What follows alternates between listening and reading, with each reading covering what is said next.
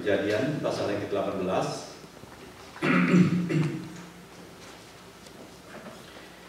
Dan mengikuti pembacaan ayat 16 sampai dengan ayat yang ke-33. Kejadian 18 ayat 16 sampai dengan yang ke-33 saya akan membacakan buat kita sekalian.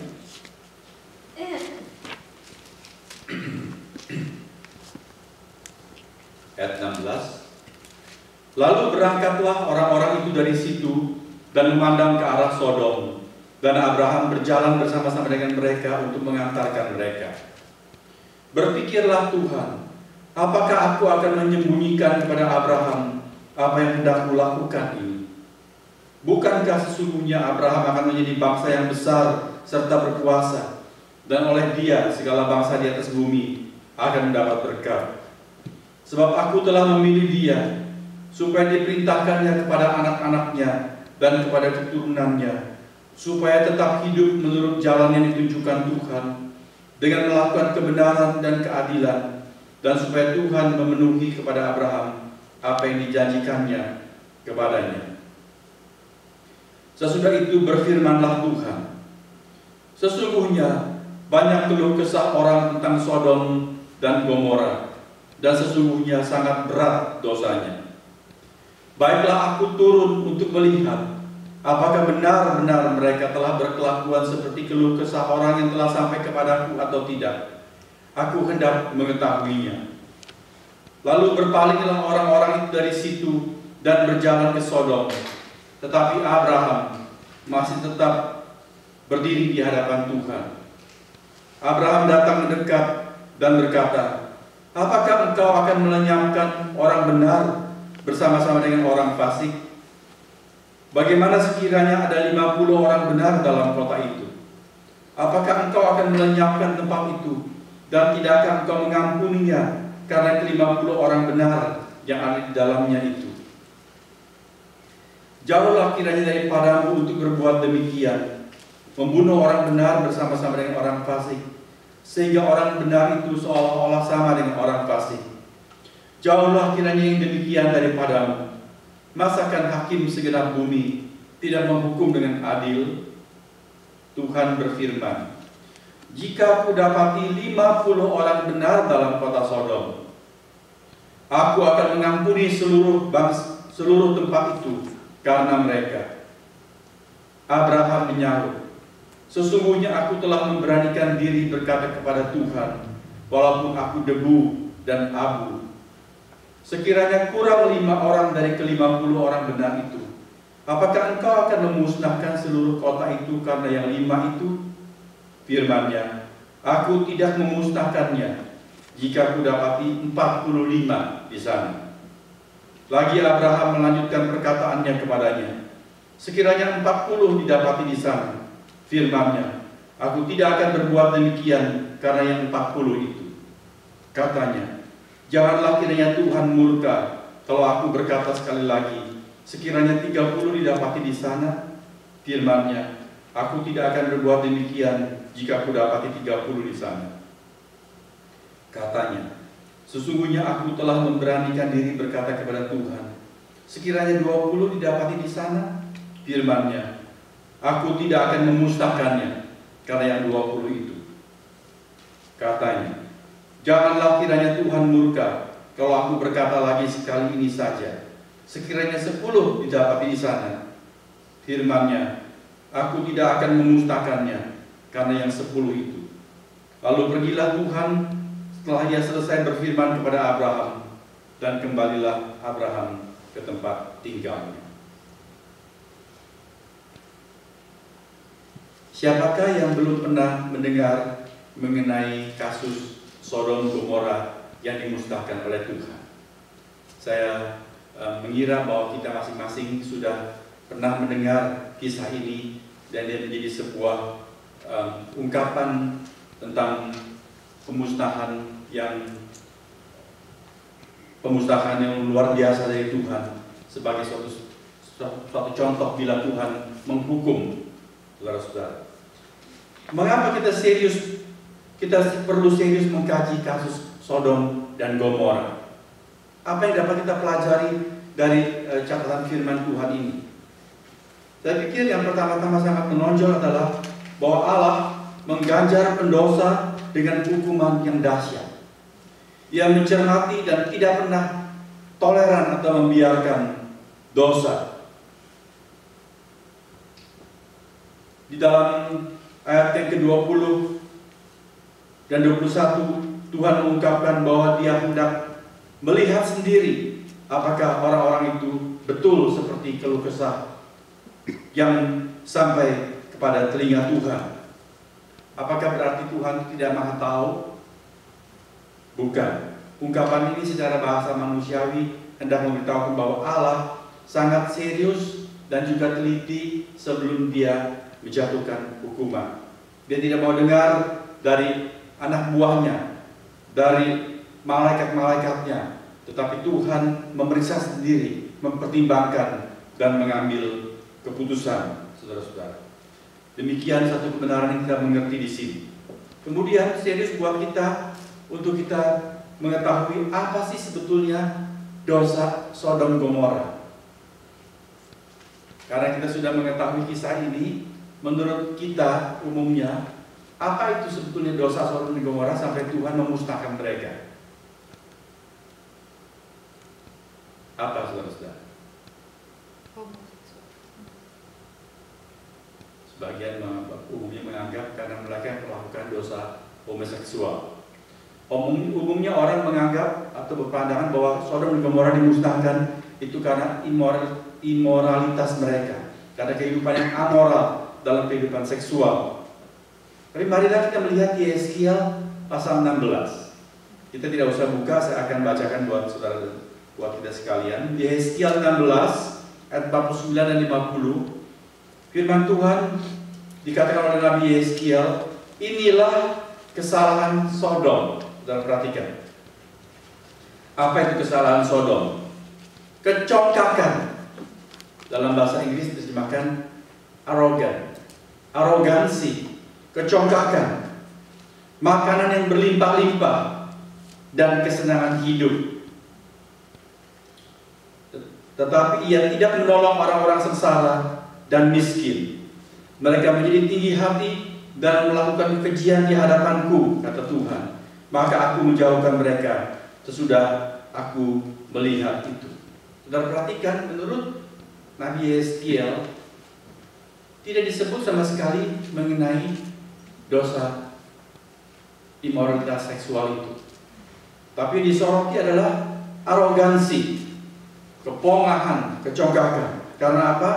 Karena mereka itu makmur, makanan berlimpah-limpah, serba ada, hidup tenang dan hidup senang, makanan yang berlimpah-limpah dan kesenangan hidup. Bila kita menggali bagian firman Tuhan ini, kita mendapat sebuah warning, satu peringatan bahwa hati-hatilah dengan kelimpahan dan kemakmuran. Karena kelimpahan dan kemakmuran menjadi lahan subur untuk hidup arogan.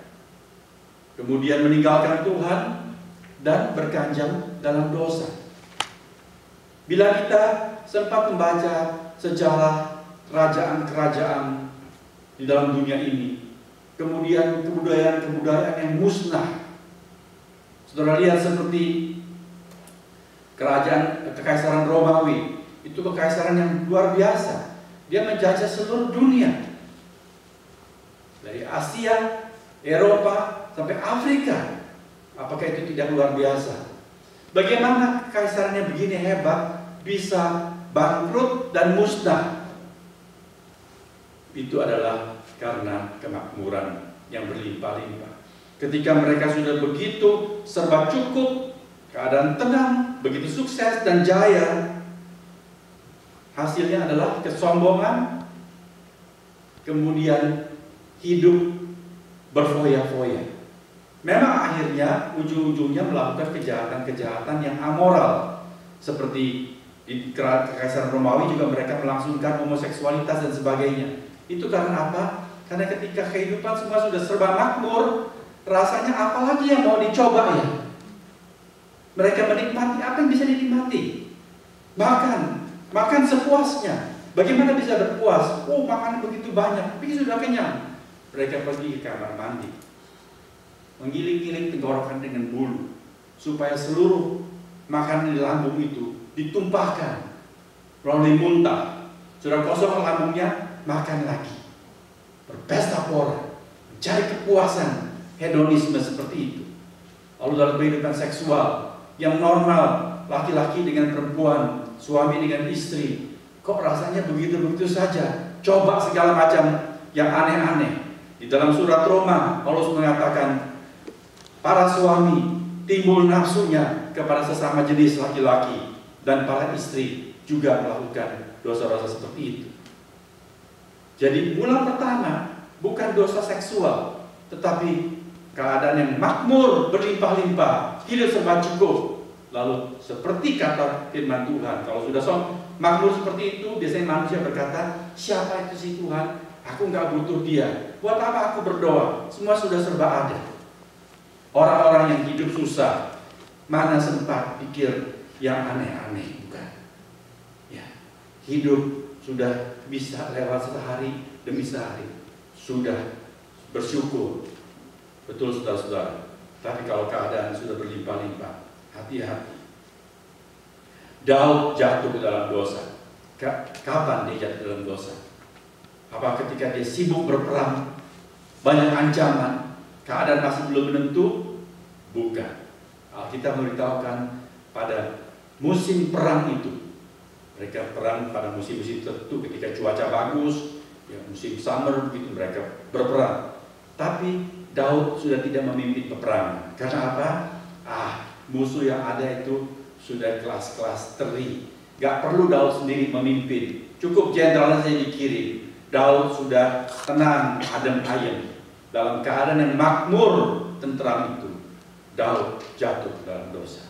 Karena ketika dia banyak waktu senggang, nganggur, kemudian pencobaan masuk, dan dia gagal di sana.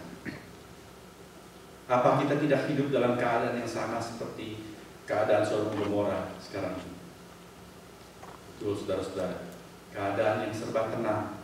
Amerika yang meskipun sedang resesi seperti ini, tetap makmur. Ya. Saudara lihat dalam keadaan resesi, pergi ke tempat makan, mau makan pun masih ngantri. Itu menunjukkan keadaan masih tetap berlimpah-limpah. Bukan orang ngantri mau minta makanan, tapi orang ngantri untuk bayar makanan. Keadaan masih makmur. Tuhan memperingatkan, hati-hatilah ketika hartamu bertambah-tambah, ketika rumahmu bertambah banyak, emas perakmu bertambah-tambah. Hati-hatilah supaya hatimu tidak terpikat kepadanya dan kau melupakan Tuhan Allahmu. Jadi permulaan kejatuhan Sodom Gomora adalah karena kemakmuran, mereka menjadi arogan, lalu hidup sewenang-wenang, menindas orang-orang sengsara, orang-orang miskin, dan mereka mencari kepuasan yang aneh-aneh. Sifat manusia dari dulu sampai sekarang tidak berubah. Kita tetap adalah darah daging yang cemar karena dosa, dan selalu begitu polanya. Kalau sudah makmur, hati-hati. Biasanya sombong, nolak Tuhan, menghujat Tuhan, dan merasa diri mampu, dan kemudian mencoba yang aneh-aneh. Kita pun rentan untuk keadaan seperti itu. Oleh sebab itu, kisah mengenai Sodom Gomora adalah kisah yang serius untuk kita ingat, untuk kita pelajari, untuk kita hindari dalam kehidupan kita. Di lain pihak, dari dialog dan syafaat Abraham kepada Tuhan, doa yang dia naikkan kepada Tuhan, kita melihat satu pencerahan sisi lain dari sifat kepribadian Allah, yang bukan cuma adil dan menghukum, tetapi juga Allah yang sebetulnya penuh dengan anugerah dan belas kasihan. Abraham mula-mula berpikir, masa Tuhan akan memusnahkan Sodom dan Gomora? Tentu dia ingat siapa? Di Sodom siapa? Dia ingat dia punya keponakan Lot. Celaka ini. Kalau Sodom dan Gomora dimusnahkan, aku punya keponakan dan keluarganya itu bagaimana? Masa Tuhan begitu sih? Dia mempunyai pengertian waktu masih satu pihak. Allah memang keras, tidak pernah toleran terhadap dosa. Lalu Abraham bertanya, bagaimana kalau di sana ada 50 orang benar? Dan selanjutnya, ternyata saudara-saudara, Tuhan lebih mau untuk mengampuni orang-orang berdosa. Tuhan lebih suka kalau orang-orang fasik itu tidak binasa. Di dalam kitab yang sama, yaitu kitab Yesaya pasal 33 ayat ke-11, Nabi itu berkata, firman Tuhan, aku, yaitu Allah, tidak berkenan kepada kematian orang fasik, melainkan aku berkenan kepada pertobatan orang fasik itu dari kelakuannya, supaya ia hidup. Jadi marilah kita melihat sifat Allah secara utuh dan seimbang. Dia bukan cuma Allah yang keras dan dosa yang patut ditakuti, tapi juga Dia adalah Allah yang penuh dengan anugerah, yang tidak menghendaki kebinasaan manusia kalau bisa. Di dalam surat Petrus dikatakan, mengapa Allah menunda-nunda sekian lama untuk mengutus putranya datang untuk kedua kali ke dalam dunia ini. Mengapa Tuhan Yesus belum juga datang kembali, saudara-saudara? Mengapa? Bukan karena Allah lupa, bukan karena Allah sudah sedemikian tua sampai Alzheimer lupa kepada janjinya, bukan. Petrus berkata, karena Allah itu panjang sabar, Dia menunggu kalau bisa sedapat-dapatnya setiap orang itu sempat bertobat sehingga tidak binasa karena dosa. Jelas, saudara-saudara, Allah itu penuh kemurahan, limpah anugerah, panjang sabar, dan tidak berkenan kepada kebinasaan manusia kalau bisa. Jadi kita bersyukurlah bila kita masih mendapat kesempatan, masih mendengar firman Tuhan, Tuhan memberi kepada kita kesempatan untuk kita bertobat, memperbaiki kehidupan kita dari kebandelan kita, dan tidak berkeras kepada Tuhan. Itu adalah kesabaran Tuhan buat kita. Paulus berkata, jangan tunggu sampai besok. Hari ini adalah hari kasih karunia itu. Janganlah kita menyia-nyiakan kemurahan anugerah Allah. Kita mengucap syukur karena Abraham memberikan teladan yang baik sekali. Dia tidak cuek terhadap nasib orang fasik.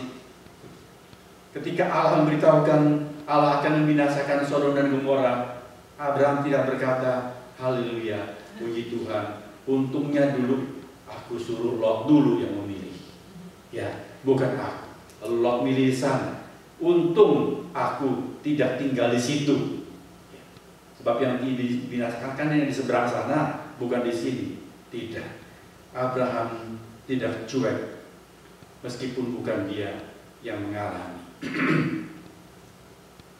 Di dalam kitab Nabi Yeremia pasal 29, Nabi itu bernubuat, memberi pesan Tuhan kepada umat yang akan dibuang ke Babel. Yeremia sendiri tidak ikut dalam pembuangan. Dia berkhotbah sebelum mereka dibuang.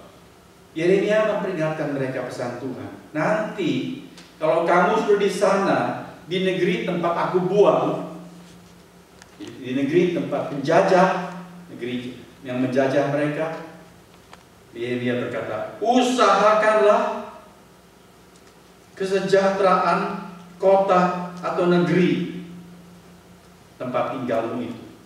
Waktu itu Yeremia dianggap sebagai pengkhianat, karena bukannya khotbah membangkitkan semangat supaya bangsa ini berontak melawan Raja Babil yang akan menyerang mereka. Loh, kok kita disuruh nyerah?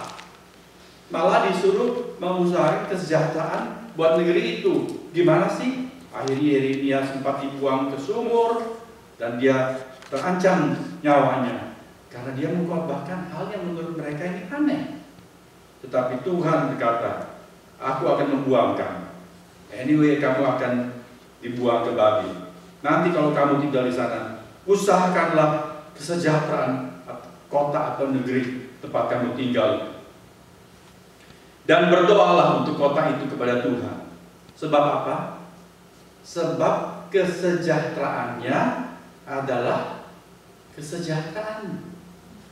Betul, saudara-saudara? Kita jangan cuek dengan keadaan yang terjadi di sekitar kita, di negara tempat kita tinggal misalnya. Jangan kita bilang, biarin aja dia mau bangkrut. Kalau negara tempat kita tinggal mengalami musibah dan kesusahan, apa kita tidak kecipratan susah juga? Betul? Kita harus jangan cuek. Kita harus punya jiwa seperti Abraham, kepedulian yang besar. Paulus menasihatkan, naikkanlah permohonan, doa syafaat dan ucapan syukur untuk semua orang, untuk raja-raja dan untuk semua pembesar, agar kita dapat hidup tenang dan tentram dalam segala kesalehan dan kehormatan. Supaya kita dapat hidup tenang dalam kebebasan beribadah, kebebasan beragama, bukan untuk hal yang foya-foya, tetapi untuk hal-hal yang bersifat rohani. Ada sebuah kisah. Satu hari,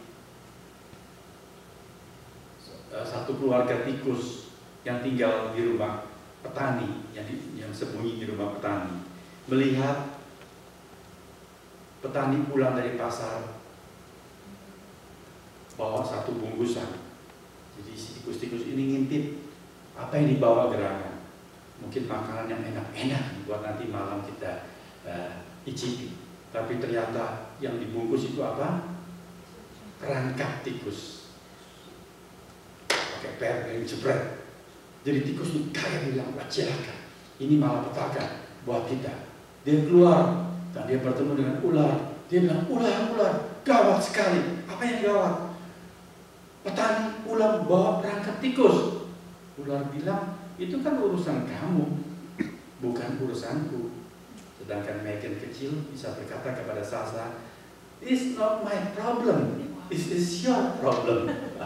Megan bisa bilang gitu, saudara. Kita itu manusia cenderung egois. Jadi si ular pun berkata, urusanmu, bukan urusanku. Kemudian tikus tidak putus asa. Dia lari ke kandang ayam. Dia berkata kepada ayam, gawat sekali. Kenapa? Petani pulang bawa perangkap tikus. Nah itu kan buat kamu, bukan buat aku. Aku tinggal di sini, makanan cukup. Kerja aku semua setiap hari cuma memberi telur, sudah oke, bukan? Tidak gubris. Tikus lari kepada sapi. Gawat sekali. Ada perangkap tikus di rumahku. Sapi bilang, perangkap tikus terlalu kecil buat aku. Gak ada urusan buat saya. Tikus pulang. Dia kepada keluarganya berkata, tidak ada yang concern, tidak ada yang prihatin buat kita. Marilah kita berhati-hati dan kita berdoa dan berjaga. Malam hari ketika gelap sudah menyelimuti seluruh kota itu, ular menyelinap, biasa masuk keluar rumah mencari mangsa. Dia tidak hati-hati, dia melintas di perangkap tikus, ekor nyenggol, perangkap menjepret, dan ular kejepit di sana. Istri petani dengar perangkap sudah menjepret, dia pikir, wah kena ini.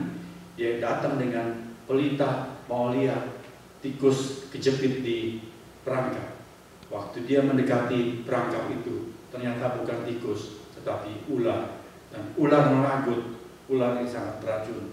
Istri petani dipagut ular. Dia menjerit sempat mengadu-adu sebelum dia pingsan karena racun tersebut. Suaminya datang melihat, waduh gawat. Dia cepat-cepat angkat istrinya masuk dalam kamar. Istri sudah kejang-kejang, matanya sudah menggelip. Dia lari ke tetangga-tetangga. Bagaimana nih? Bagaimana? Kata tetangga, kalau demam tinggi dipagut ular, yang paling bagus adalah kasih sop ayam hangat-hangat. Jadi petani malam-malam kandang ayam, ambil ayam, sembelih, langsung bikin sop ayam. Istri dikasih sop ayam, tidak reda demamnya, semakin gawat, akhirnya meninggal dunia. Tetangga maklum di dunia timur semua datang berbondong-bondong, nelayan bergabung di sana. Wah, mesti sediakan hidangan buat para pelayan. Ayam tak cukup, bukan? Harus bikin sop sapi sekarang. Sapi disembelih. Terlihat kecuekan menimbulkan bencana kepada yang cuek. Marilah kita belajar prihatin bila ada hal yang tidak baik, ada hal yang memprihatinkan, kita ikut di sana, peduli seperti Abraham. Kita bergumul dalam doa supaya keprihatinan itu diatasi dan akarnya dicabut, penyebabnya diselesaikan.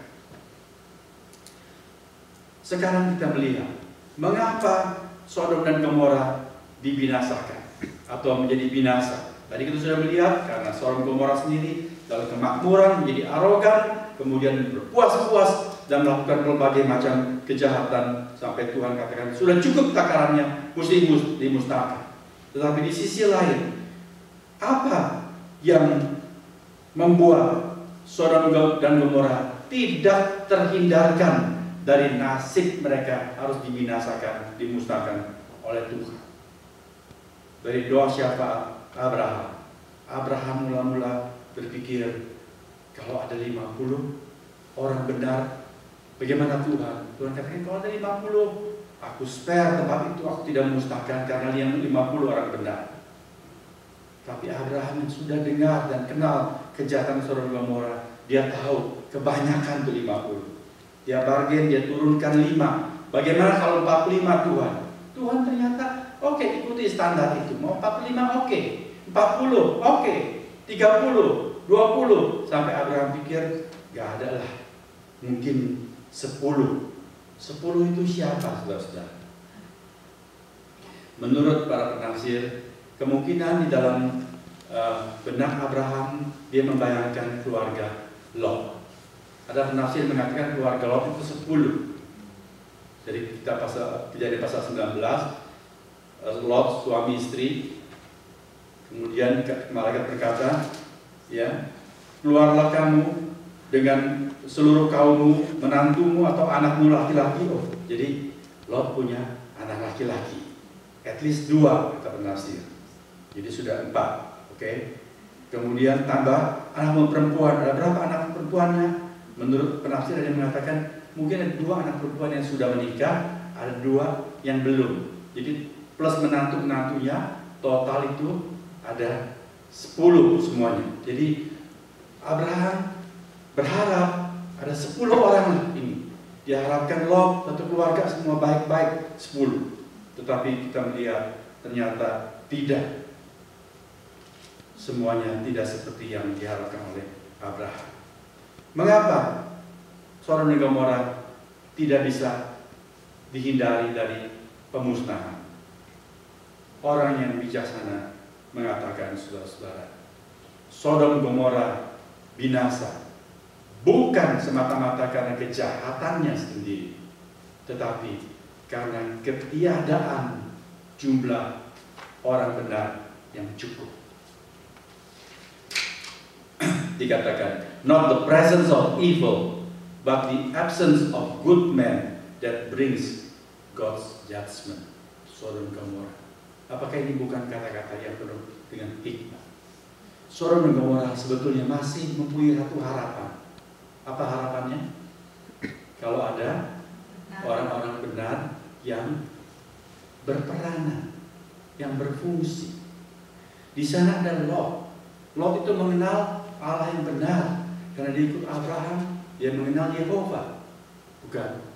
Kalau Lot tinggal di sana, mestinya Lot itu menjadi berkat buat keluarganya. Dia mengepalai keluarga dengan baik. Dia menjadi berkat buat istrinya. Dia kemudian mendidik anak-anaknya. Dan kemudian dia menulari imannya kepada orang-orang di kotanya. At least 1-2 keluarga. Kalau 1-2 keluarga itu juga menjadi berkat buat yang lain. Mungkin tercapai jumlah 50. Diperkirakan kota Sodom dan Gomora pada waktu itu dihuni oleh 250.000 penduduk. Kurang lebih pada waktu itu. Saudara lihat kalau ada 50 saja dari 250.000, itu sudah cukup. Berapa persen itu? Reni yang hitung karena dia paling cepat itu persentase. Persentase yang kecil sekali, bukan.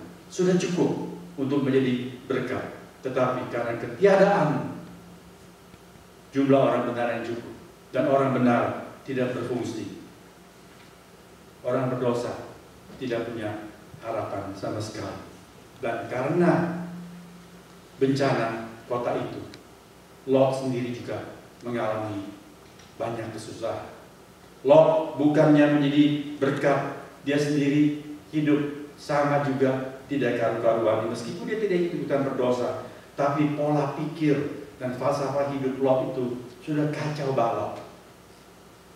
Ketika dua malaikat Tuhan dalam bentuk manusia datang ke kota itu, orang-orang Sodom tahu bahwa ada orang asing datang. Mereka menggedor rumah Lot. Mereka bilang, keluarkan dua tamumu itu supaya kami pakai. Oke. Artinya apa?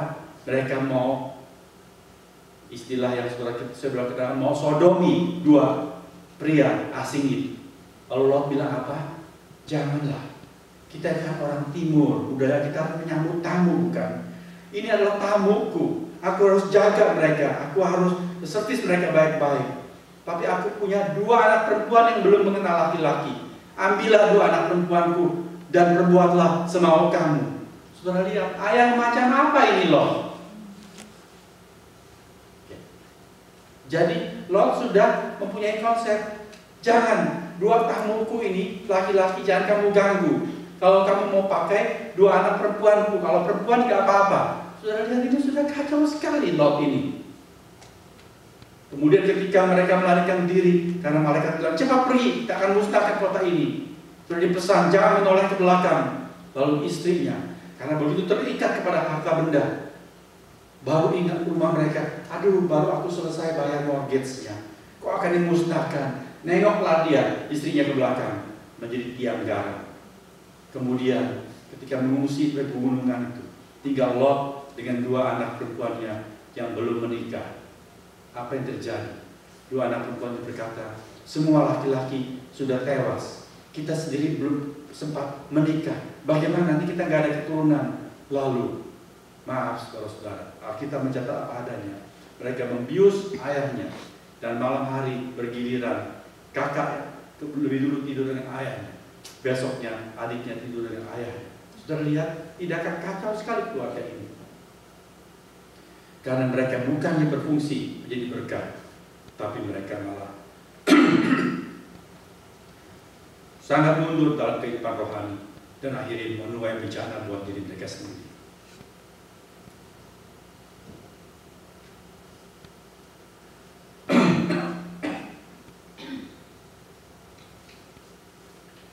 Tuhan Yesus mengatakan, saudara dan saya adalah garam dunia. Kalau ibu-ibu masak sop satu panci, garamnya berapa kantong? Satu sendok makan pun mungkin nggak cukup, bukan? Ya, kita perbandingannya sangat sedikit sekali. Tuhan mengatakan artinya tidak perlu banyak. Dan sepanjang zaman, sepanjang sejarah, orang-orang Kristen yang sejati, orang Kristen yang sungguh-sungguh hidup saleh, jumlahnya itu tidak banyak. Tetapi yang banyak itu, yang tidak banyak itu sudah cukup bila dia berfungsi seperti garam. Dia menggaram, membuat rasa hidup ini menjadi sedap. Dia mencegah pembusukan. Kalau ada luka, dicuci dengan air garam, itu sudah menjadi desinfektan. Memang ketika digarami rasanya pedih, tetapi dia menyembuhkan. Tuhan mau kita orang-orang Kristen berfungsi. At least kita berdoa. Spurgeon, pengkhotbah yang terkenal, mengatakan, if sinners will not hear you speak, kalau orang berdosa tidak mau dengar kita bicara, dia bisa bungkam, dia bisa berangus, kita tidak boleh ngomong. But they cannot prevent you for praying. Ya. Dia bisa larang kita nggak boleh ngomong, tapi kan dia nggak bisa cegah kita untuk berdoa. Betul, paling tidak berdoalah. Kedua, jangan ikut-ikutan hidup hedonis di tengah negeri yang makmur. Jangan hidup cuma pikir, meskipun kita tidak melakukan dosa-dosa seksual seperti Sodom dan Gomora, tapi kita jangan cuma berpikir, senang apa ya? Hari ini kita makan apa ya? Mau jalan-jalan kemana? Mau apa lagi yang makmur-makmur terus? No, kita harus lebih menggali berakar dalam kepada hidup rohani yang kuat. Lebih terbang tinggi mendekat kepada Allah. Berjuang berusaha untuk minat rohani. Dan yang ketiga, kalau memang kita dimungkinkan, be vocal. Kita bicara, kita menggarami, meskipun rasanya nyelekit, perih, tapi kalau itu memang diperlukan, dia menyembuhkan dan menjadi berkat. Marilah kita lakukan. Marilah kita mendoakan dan mendukung orang-orang yang berjuang untuk menegakkan kebenaran. Jangan kita apatis. Sabodohlah mereka, apa yang mereka mau buat, terserah. Kita tinggal sekarang bukan cuma di Bay Area, tapi di Gay Area. Kita jangan cuek, saudara-saudara. Ini adalah bencana.